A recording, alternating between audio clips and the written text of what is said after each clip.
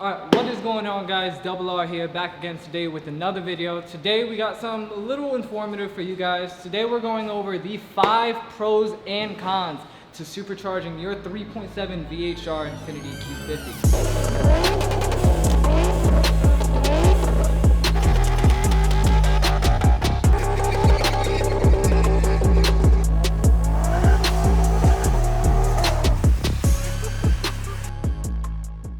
So I'm gonna go over kind of back and forth between the pros and the cons. So we're gonna start off with con number 1, and that's gonna be the fact that everyone keeps on asking me, and I know, listen, I'm gonna bring it to light right now. This kit is expensive, guys. Yes, if you are trying to build on a budget, I'm sorry, the supercharger for the 3.7 might not be in your lane. Now, the reason why this car is so expensive, and it's actually gonna bring me to one of my pros, is the fact that it's so different, guys. You got this whole entire kit set up in the front of your engine bay. You got this huge snail within the corner that you have more than enough room to be able to upgrade. You got a brand new intake manifold. You got a whole bunch of intercooler piping. You're gonna have to get a fuel kit, all this stuff to make sure that your car runs efficiently. And with that brings this huge wow factor that I love about the 3.7 supercharger. It's loud, it's crazy, it's rowdy, it's fast.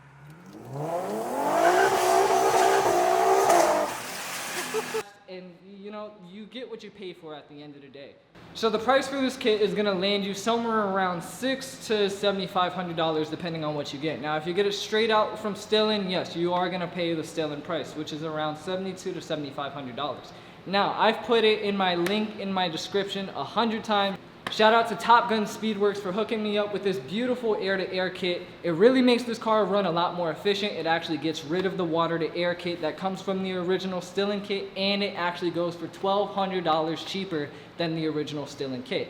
Everything comes the same. You still get the same Vortec V3 supercharger. You still get the Stillen intake manifold. The only difference is you have an air-to-air kit. Now, you're already gonna have to do some custom intercooler piping if you choose to do it on a Q50 specifically, but as far as G37s, 370Zs, those will all be able to fit up fine.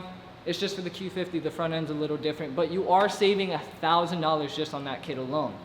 Now, that's just for the supercharger kit. As far as fuel and supporting mods go, you are gonna end up spending around $3,000. Realize you're gonna have to get an oil cooler kit to keep your car temps low. You're gonna have to get a flex fuel kit and fuel rails. I know it's a little overboard, but honestly, it is saving you in the long run. If you are going supercharger, you're gonna try and go high boost. You're pushing the car and the compression to its limits. You are gonna have to adjust the fuel ratio, and that's gonna be a fuel pump, fuel lines, a fuel return kit, and fuel rails, and that actually adds up. You're gonna have to also check your fuel pressure, so you need a fuel pressure regulator, and just a lot of supporting mods to make sure that that $7,000 that you actually just spent on your kit actually comes into fruition when you put it on the street. So with this car being different, rowdy, and all of that, there's actually not a lot of people with this kit. There's only about a handful of people I know with a supercharged Q50, and a lot of them had to go through trial and error just as myself. And that brings me to my second con, which is the fact that this thing is honestly kind of rare. There is a blue ocean market for supercharger parts, and as far as information goes, it's really the same thing. If something breaks on this thing and you have no one to ask, you're kind of out of luck, because as far as mechanics go, not a lot of them know about the VQ, let alone a boosted VQ, let alone a Vortec Stillen supercharger kit. And that kind of goes for a lot of other people as well. For example, the perfect example, my top mount kit. You guys seen I've released the top mount kit on a couple of my videos. It actually helps with the efficiency of the belt slip with the supercharger. I actually had to get that top mount kit directly out of someone from Taiwan. So someone was actually going through the same trial and error I was. Thank God they were actually someone who was able to manufacture the pieces for me. Now, this kind of falls in line with it's rare. This dude was all the way in Taiwan. I had to speak through Google Translate. I had to find this dude through a rabbit hole of different supercharger owners, different VQ owners, just to end up finding this one guy who was able to help me out. Now, I've had the supercharger kit for over 9 months, and I was able to find no one who could give me as much information as him. So people are out there, but the point I'm trying to explain is you are gonna have to look for it. Unlike to where if you have a full bolt-on build, you could just go on Google. This one I had to go through Google Translate and actually talk to this dude and let him know the problems that I'm having and go back and forth and kind of communicate what's wrong with my kit to be able to get what I wanted out of it. When it comes to parts, when it comes to any information, it's going to be very difficult and really rare for you to get any of that out of anyone who hasn't really experienced this kit as you have or as anyone else had with an actual supercharger kit. These are different than V8s, they're different than turbos. It's just, you're gonna have to do your research, and you're actually gonna have to look for your parts a little more extensively than if you were just gonna do a regular full bolt-on build.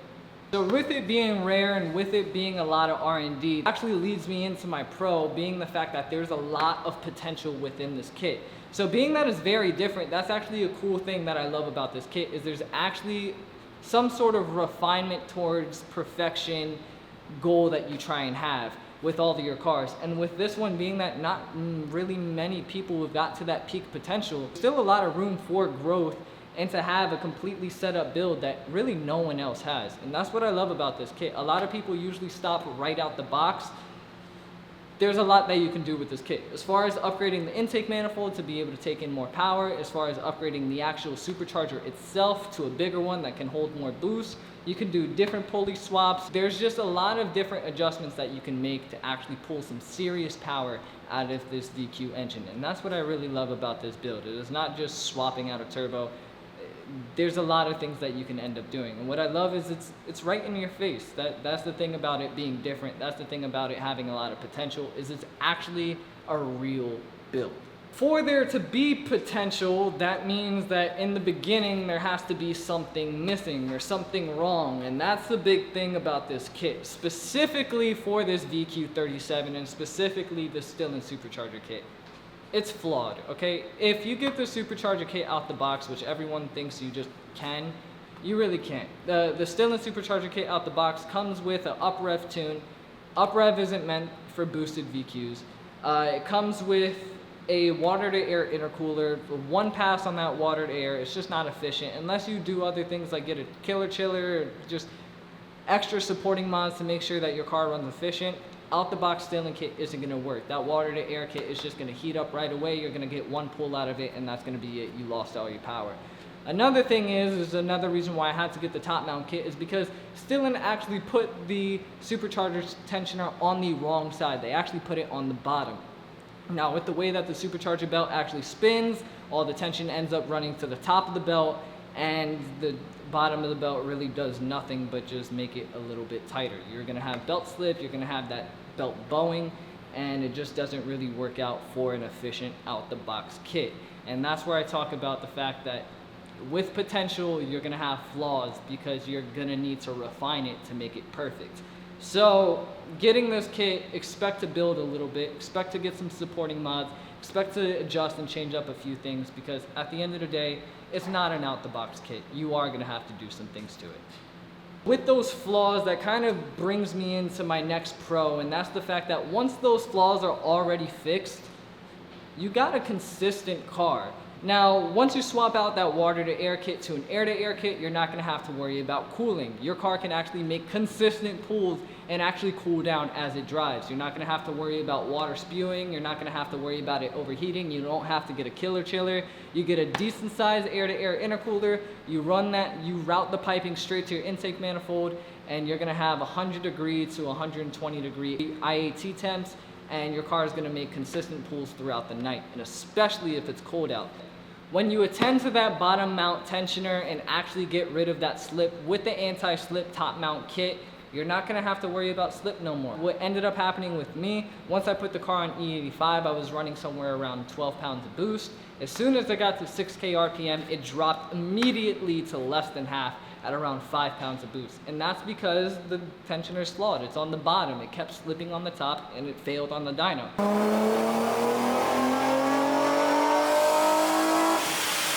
You guys saw that video previously to where I failed on the dyno and kept slipping. You guys make sure to go check that out. That is a prime example of how this kit is kind of flawed. But once you address all of that, once you get that top mount kit, once you get that air-to-air kit, it makes for a consistent car. You don't have to worry about overheating. You could keep on driving it. There's not really much you have to do to it. It's just turnkey, you run the car, and then that's really it. It's consistent. So with that consistent power, you guys know superchargers, the belt driven, man. So really you get that power from the jump but you're only really running off how fast your engine is spinning. So that kind of leads me into my next con about superchargers, is the fact that it's not a turbo. It's just as simple as that. The car is not a turbo. It's completely different. The power delivery is completely different between supercharger and turbo. The thing with a supercharger is, like I said, it's belt driven. Yes, it's consistent power. You can make consistent pulls. But the thing with that is it's because it's belt driven and because it runs off the engine and it's not making a crazy amount of boost and a crazy amount of torque.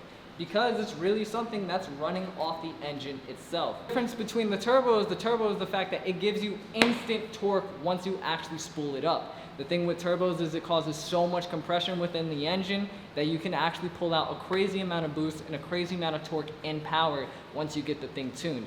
The power delivery from a turbo is completely different to a supercharger, just in the fact that it hits harder, it causes more wheel speed because of the amount of torque you have.